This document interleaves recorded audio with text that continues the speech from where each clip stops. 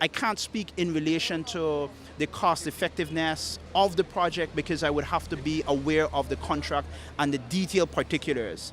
I can say, though, that the larger question of accountability in governance is something that we need to address. And I think that people were readily, and I would say to a certain degree, rightly suspicious. One of the things that one can do in those circumstances is one can put forward a contract, one can put forward a process to say that this is how we arrived at the best price for these particular works, so that you have that level of transparency and public review of the process. And I think that is something, and this is not a party political issue, this is something that crosses party lines, but people in Belize need to have that level of confidence to say that whenever works are executed, it will be of the highest quality. We were going to do the carriageway, but if I could recall it, it wasn't a significant amount of money, but we were going to do the carriageway. And in terms of a cement carriageway, I understand that this project would be 8 inches. We were looking at 6 inches.